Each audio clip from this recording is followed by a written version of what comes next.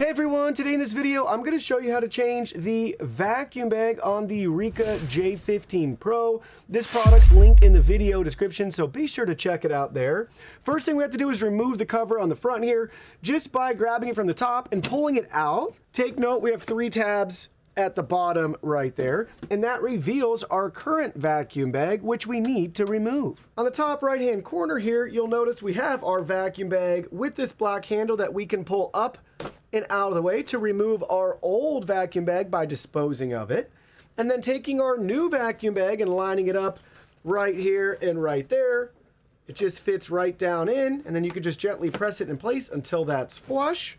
And that's it. You've now successfully replaced and installed your new fresh vacuum bag. And for the cover, 3 tabs go at the bottom right here. So at an angle, just line them up, and then you can press the top part of the cover back in, and that's it. Ta-da!